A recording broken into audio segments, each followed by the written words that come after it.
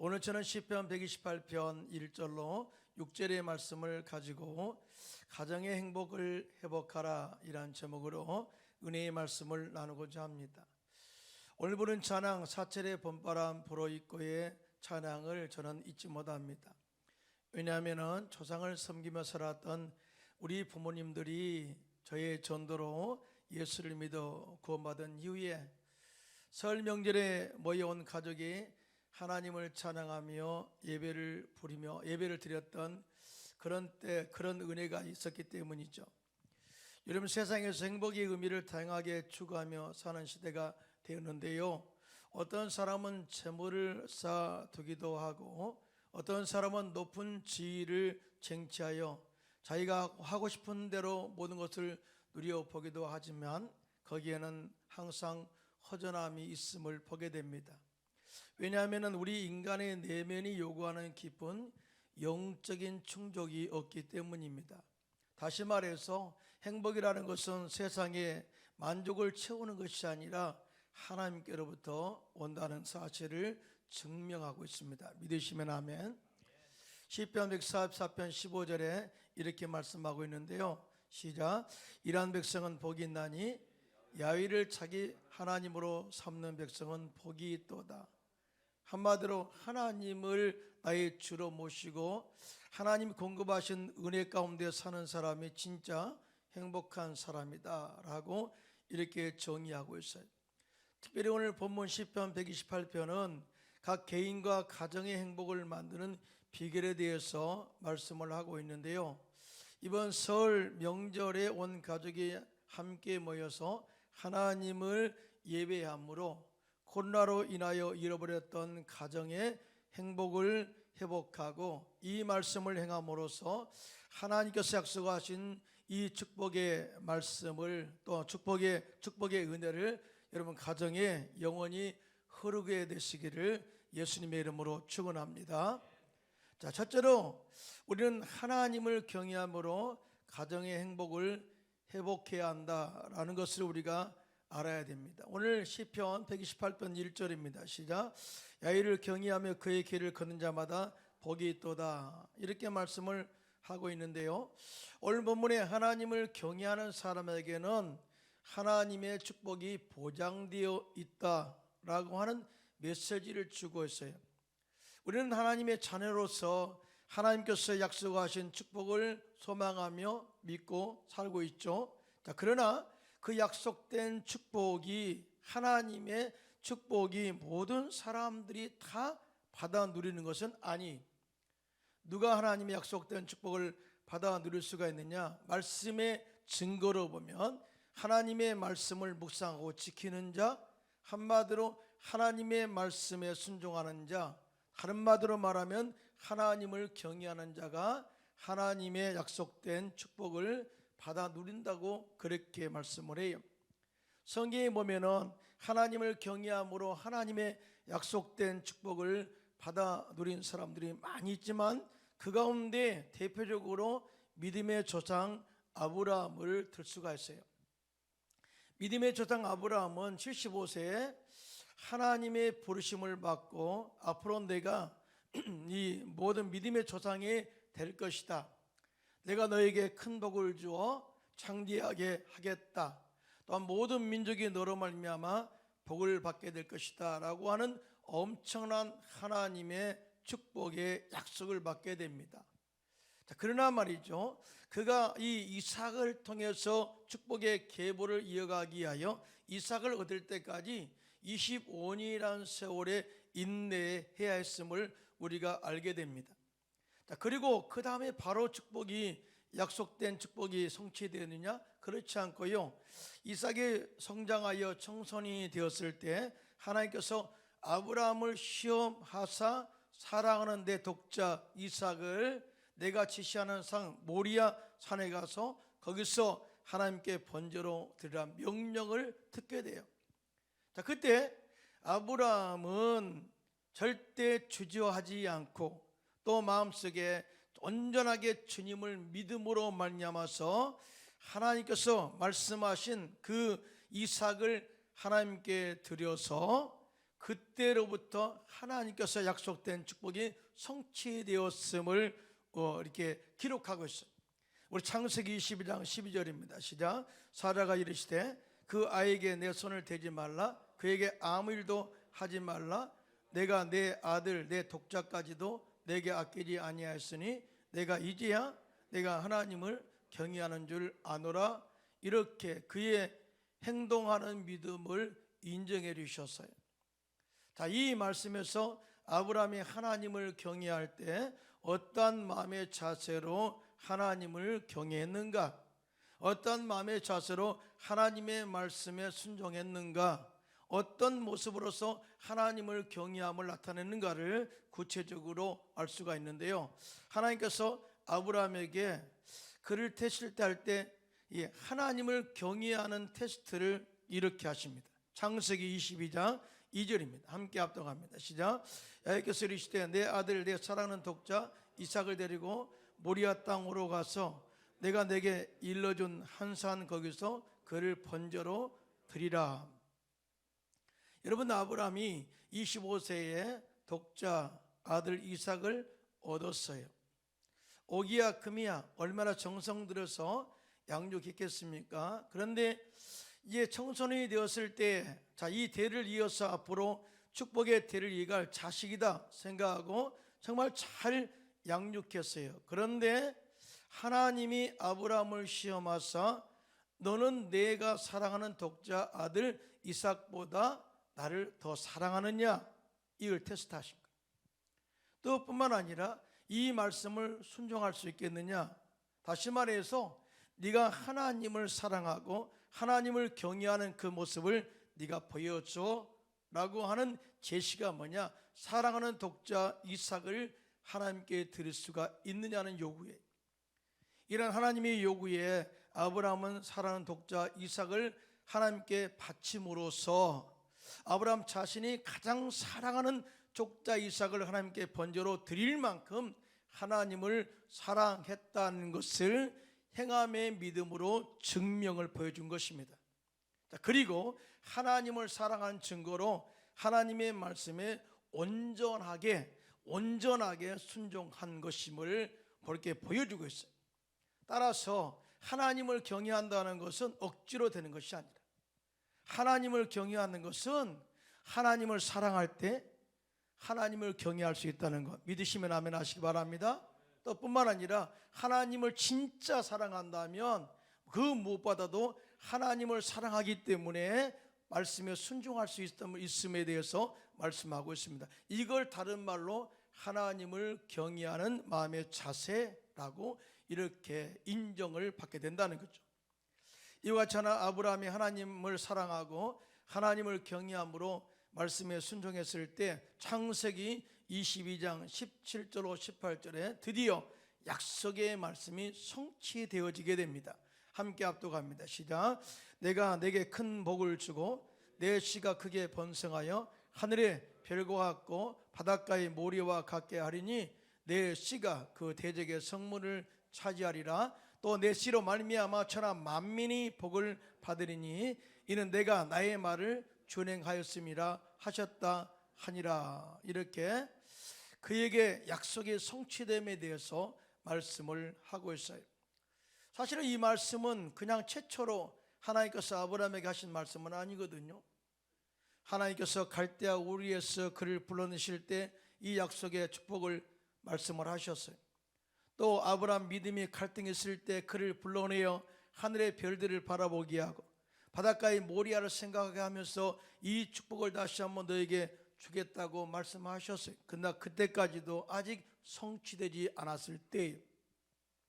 그런데 드디어 그가 하나님을 사랑함으로 하나님 말씀에 순종하고 그 말씀을 지켜 하나님을 경외함으로 온전하게 그의 믿음을 보였을 때 드디어 약속하신 그 하나님의 축복이 성취되었다는 것을 우리가 알 수 있습니다. 사랑하는 성도 여러분, 그러므로 우리 역시 하나님을 사랑하고 하나님을 경외함으로 하나님 말씀을 순종하여 직행함으로 약속된 하나님의 7만 가지의 축복이 여러분 삶 가운데 흘러 넘쳐나기를 예수님의 이름으로 축원합니다. 하나님은 지금도요 우리를 복주시기 위해서 하나님을 사랑하고 경외하는지를 시험하신다고 말씀을 하고 있어요. 신명기 13장 3절인데요 시작.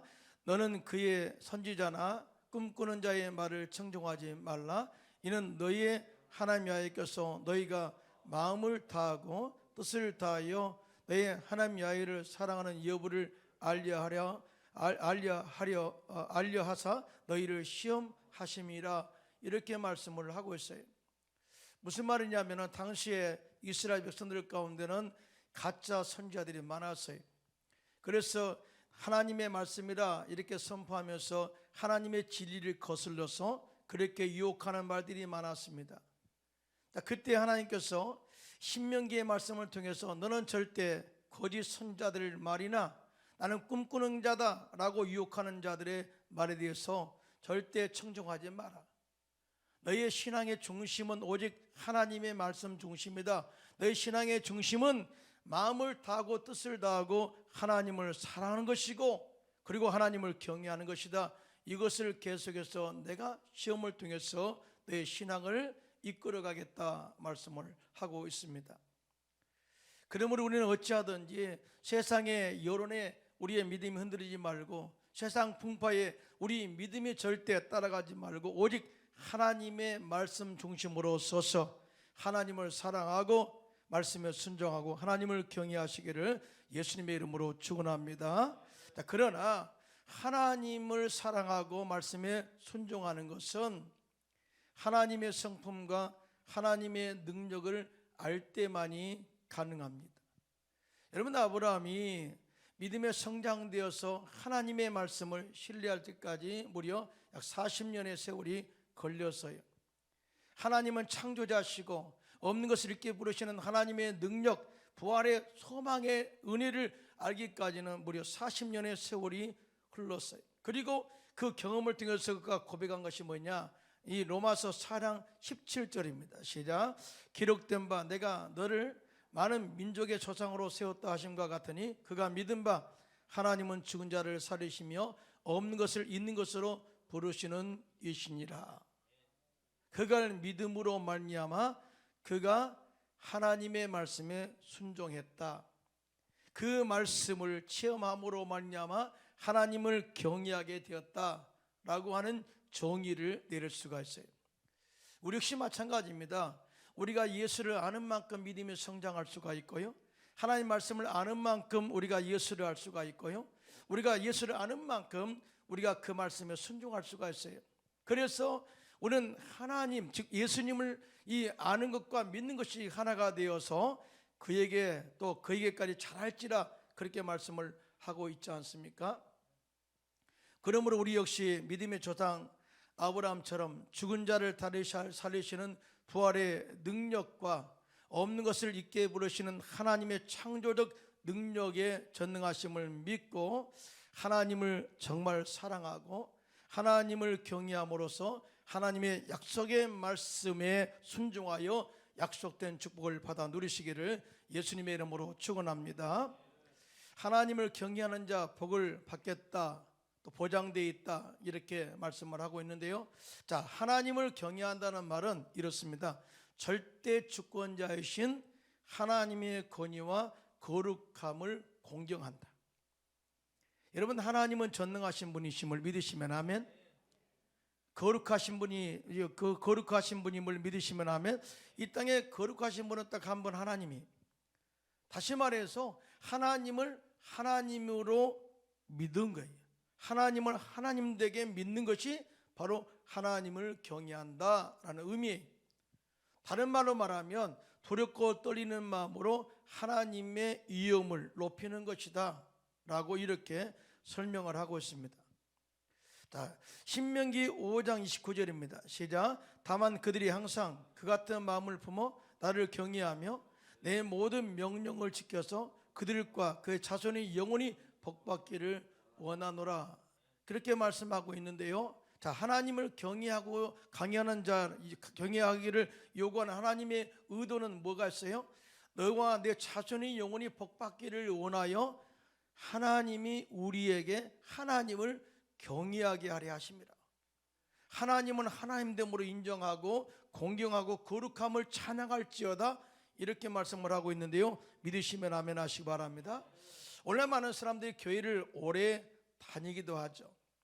또 짧게 다닌 사람도 있고요, 먼저 된 사람 나중 되고 나중 된 사람 먼저 된다는 말도 있고요.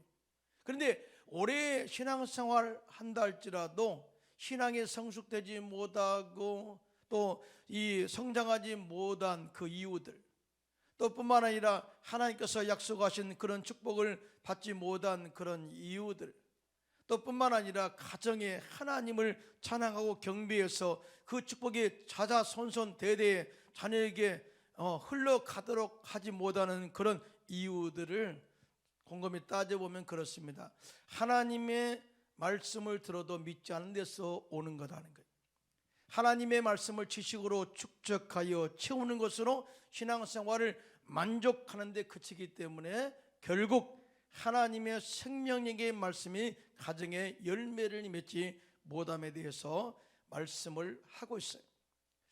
사랑하는 성도 여러분, 말씀을 듣고 행하지 않는 사람은 자신의 믿음을 속이는 것이다, 그렇게 말씀을 하고 있는데요, 야고보서 2장 1장 22절입니다. 시작. 너희는 말씀을 행하는 자가 되고 듣기만 하여 자신을 속이는 자가 되지 말라, 이렇게 말씀을 해요. 제가 서두에 이 아브라함이 이삭을 제단에 바칠 때에 하나님을 경외하는 마음의 자세를 제가 말씀을 드리는데요, 야고보서 2장 21절 22절에도 정확하게 아브라함의 믿음에 대해서, 경외하는 믿음에 대해서 기록하고 있는데요, 함께 합독하겠습니다. 시작. 우리 조상 아브라함이 그의 아들 이삭을 제단에 바칠 때 행함으로 의롭다 하심을 받은 것이 아니냐? 내가 보거니와 믿음이 그의 행함과 함께 일하고 행함으로 믿음이 온전하게 되었느니라 라고 증언을 하고 있어요. 무슨 말입니까? 아브라함이 믿음으로만 구원받은 것이 아니다. 믿음으로만, 아무 행동도 없이 믿음으로만 의롭다함을 받은 것이 아니다. 믿음으로만 그가 하나님을 경외함에 대해서 인정받은 것이 아니라 그의 하나님을 믿은 것을 행함으로 그렇게 이 경외하는 삶의 인정을 받게 되었다라고 하는 이 메시지를 추구했어요. 그러므로 우리는 새해에 정말 말씀을 행함으로써 하나님을 경외하고 말씀에 순종하고 하나님께 영광을 돌리는 삶을 살게 되시기를 예수님의 이름으로 축원합니다. 특별히 이번 설 명제는 온 가족이 모여서 하나님을 찬양하고 하나님을 예배하고 경외함으로 하나님께서 약속하신 풍성한 복이 나뿐만 아니라 가정에도 흘러 넘치게 하는 축복의 통로가 되시기를 예수님의 이름으로 축원합니다. 자, 그러면 두 번째, 하나님을 경외하는 가정에는 어떤 축복이 회복될까요? 첫째로 영적으로 죽은 가정이 살아나고 형통의 복이 가정에 흐르게 합니다. 믿으시면 아멘. 오늘 보면 시편 128편 2절인데요. 시작. 내가 내 손이 수고한 대로 먹을 것이라 내가 복되고 형통하리로다. 자, 형통이란 단어는 우리가 잘 되는 것, 또 건강한 것, 나름대로 사업이 흥황하는 것, 이런 차원에서 우리가 생각하게 되죠. 사실은 형통이란 단어의 의미를 히브리어로 찾아보면 찰레 아으라는 단어인데요, 번성하다, 성공하다, 그리고 행복하다란 의미를 가지고 있어요. 그런데요, 이 형통이라는 단어는 단순히 세상적 개념에서, 관점에서 우리가 채워지는 것으로 말미암아 만족이 행복이 아니라 영적인 관점으로 해석할 때 형통이라는 단어는 완전히 달라집니다. 자, 형통이라는 것은 예수를 믿어 구원받은 사람으로서 죽은 영이 살아나는 거예요. 믿으시면 아멘. 그리고 가정에 하나님께서 허락하신 재물이 풍성하여 번성을 누리는 것을 말합니다. 더 나아가 영혼력이 건강하고 우리 자녀가 하나님의 보호하심 속에서 어떤 환경과 고난에서도 평안하고 그 복이 계속 지속되어지고 유지되는 것, 이것을 형통이라고 정의를 하고 있어요. 그러니까 세상에서 추구하는 형통과 하나님 안에서 형통은 완전히 개념이 다르다. 이 주 세상에서의 형통이라는 것은 단순하지만 그 다음에 자기 나름대로 이 주관성이 있지만, 그러나 하나님의 영적인 형통은요 포괄적이에요. 영혼이 찰땐같이 범사가 잘 되고 강건하고 그 다음에 영원한 생명이 보장받는 것, 이걸 총체적으로 형통이라고 정의를 합니다. 여러분 믿으시면 아멘 하시기 바랍니다. 이런 하나님의 형통의 축복은 세상에서 오는 것이 아니라 하늘로부터 내려오는 것이다 라는 것을 그렇게 강조해서 말씀을 하고 있어요. 하나님께서 하늘로부터 이른 비와 늦은 비를 적당한 때에 내리셔서 모든 작물에 열매를 맺게 하신다고 약속하셨습니다. 한마디로 하나님이 이른 비와 늦은 비를 내려주지 않으면 열매를 보장받을 수 없다, 그 말이죠. 더 나아가 하나님을 경외하고 말씀을 지켜 행하면 하나님께서 이로부터 하늘의 신령한 복과 땅의 기름진 복으로 가정에 채워주시겠다고 약속하셨습니다. 여러분 믿으시면 아멘. 다시 말해서 하나님의 생수, 말씀의 생수, 성령의 생수가 가정에 들어오면, 하나님을 경외함으로 이런 이 생수가 들어오게 되면은 가정이 영적으로 회복되어지고 살아나게 된다는 사실을 말씀을 하고 있습니다. 에스겔서에 보면 에스겔 선지자가 환상을 보게 돼요. 환상을 보니 성전 문지방에서 흐르는 물이 차고 넘쳐서 그 물이 사이로 흘러 들어가자 죽은 사의 바다가 살아납니다. 이런 무슨 것, 어떤 의미입니까? 영적으로 어떤 의미를 말하는 것입니까? 다시 말해서 성전에서 선포되어지는 하나님의 생명의 말씀이 내 안에 들어오면 우리의 죽은 영이 살아나게 되고, 크게 아멘 합시다. 또 우리 가정에 들어오면 가정이 영적으로 살아나게 되고, 우리 사이에 흘러 들어가게 되면 영적으로 죽은 사이가 살아나게 된다라고 하는 메시지를 주고 있어요. 사는 것으로서 또한 끊는 것이 아니라, 자, 이 생명의 생수가 성전에서 흘러나오는 그 물이 이 사해 바다에 들어가서 바다가 살아나니까 물고기가 살아나 번성하게 되고, 새들이 날아와 깃들어 둥지를 들고 떠났던 어부들이 다시 돌아와 고기를 잡고 사람들을 모여들게 하는 축복의 땅이 되게 해버렸다라고 이렇게 말씀을 하고 있습니다. 다시 말해서 올해 새해에는 하나님의 생수가 내 가정에 흘러 넘쳐서 가정의 형통이 날마다 임하기를 축원합니다. 우리 교회에 흘러 넘쳐서 부흥의 역사, 또 떠났던 사람들이 다시 돌아오는 회복의 역사가 임하게 될 줄로 믿습니다. 그러므로 우리는 새해 하나님을 찬양하고 예배하고 경외함으로써 하나님의 생수가 가정에 흐르게 해서 영적으로 죽은 가정을 살려내고 예수님의 십자가의 죽으심과 부활하심의 은혜로 삼중 축복의 형통이 여러분의 가정에서 계속해서 흘러넘치기를 예수님의 이름으로 축원합니다.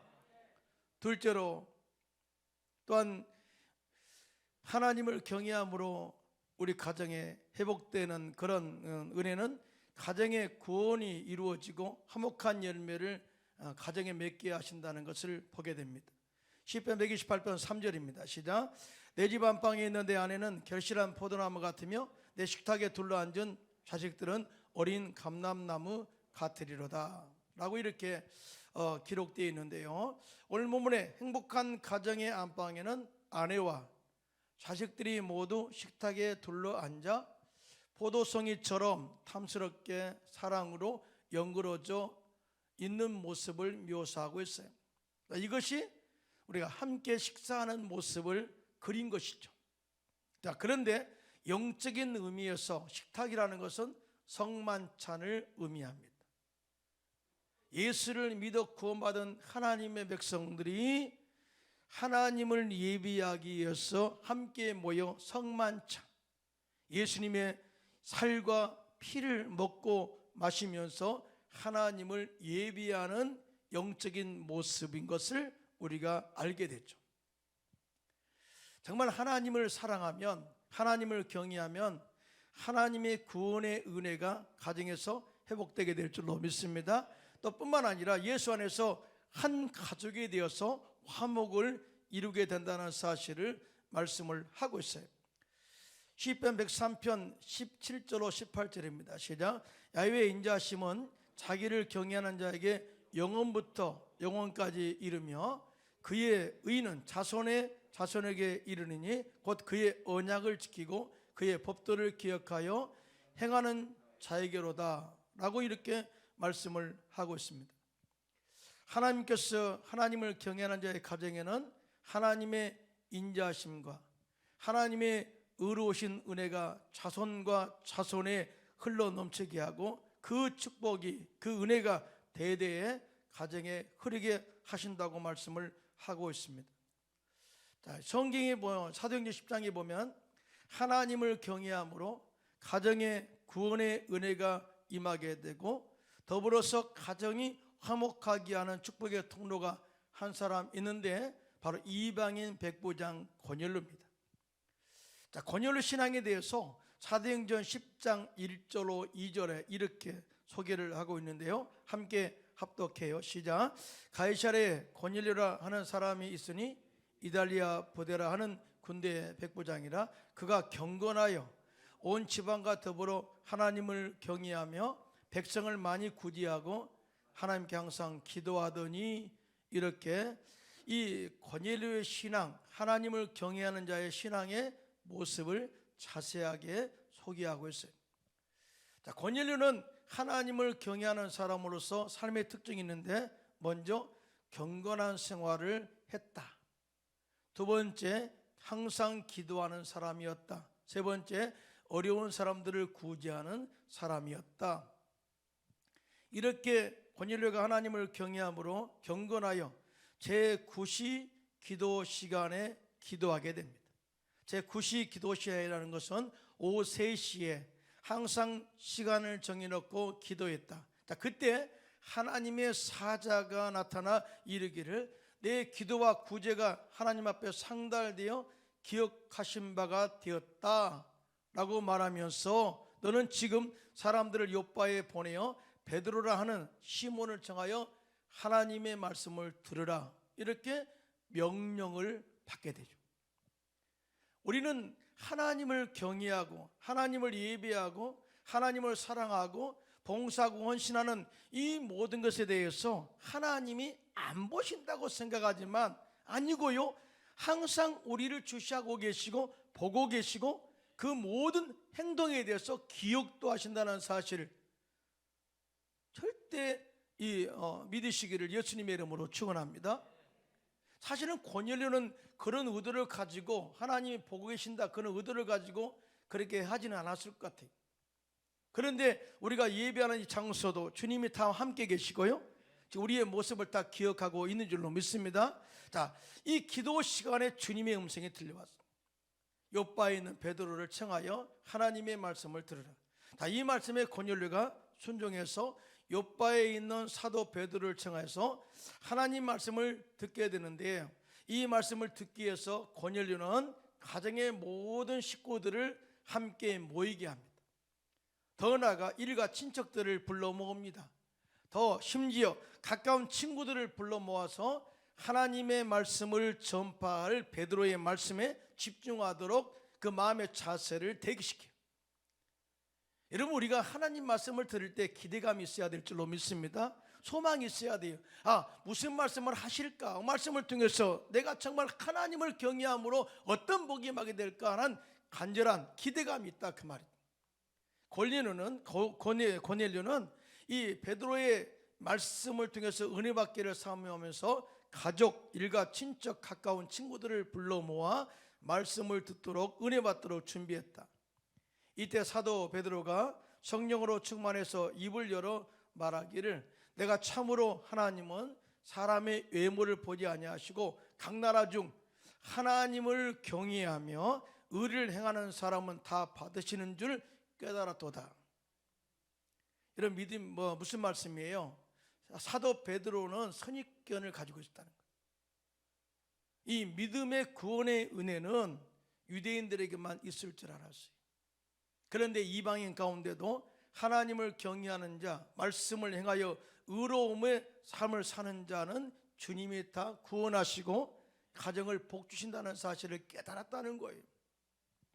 그러면서 사도행전 10장 38절에 시작, 함께 합독합니다. 시작. 하나님이 나사렛 예수에게 성령과 능력을 기름 붓듯 하셨음에 그가 두루다니시며 선한 일을 행하시고 마귀에게 눌린 모든 사람을 고치셨으니 이는 하나님이 함께 하셨습니다. 이렇게 예수를 때 복음을 전할 때 성령이 그들 가운데 임하게 되고 거기에 모든 사람들이 다 성령으로 충만해서 방언도 말하게 되고 구원받아서 하나님을 높이게 되었다. 할렐루야.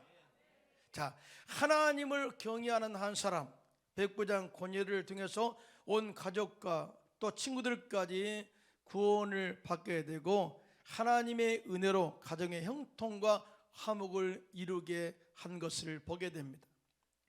그러므로 여러분 자녀가 잘되고 가정 안에서 이 형통한 그런 화목한 열매를 맺기를 원한다면 우리가 먼저 하나님을 사랑하고 경외하고요, 자녀들에게 하나님을 경외하는 것을 우리가 행동으로 행함으로 가르치시기를 예수님의 이름으로 축원합니다. 세 번째, 하나님을 경외하는 자의 복은 하나님의 임재하심과 하나님의 평강의 복이 흐르게 하신다, 그렇게 약속을 하셨어요. 오늘 보면 10편 128편 4절 6절입니다. 시작. 하나님을 경외하는 자는 이같이 복을 얻으리로다. 여호와께서 시온에서 내게 복을 주실지어다. 너는 평생에 예루살렘의 번영을 보며 내 자식의 자식을 볼지어다. 이스라엘에게 평강이 있을지로다. 자, 이 말씀 속에는 세 가지의 핵심 단어가 선포되어지고 있는데요. 먼저 시온, 그 다음에 예루살렘, 평강이란 단어입니다. 이 세 단어가 품고 있는 뜻이 있는데 그것은 바로 하나님이 함께하심, 하나님이 동행하심, 하나님의 임재의 의미를 담고 있어요. 하나님을 경외할 때, 말씀에 순종할 때 친히 하나님이 우리와 함께 하셔서 시온의 복을 허락하시고 또한 예루살렘의 번영의 복을 허락하시고 이스라엘의 평강의 복이 가정에 흐르게 할 줄로 믿습니다. 새 우리들은 하나님을 사랑하고 하나님 말씀에 순종하여 하나님을 경외함으로 하나님께서 약속하신 가정의 행복을 회복하여 하나님 약속하신 가정의 형통과 화목과 하나님의 임재의 복을 받아 행복한 가정을 이어가게 되시기를 예수님의 이름으로 축원합니다.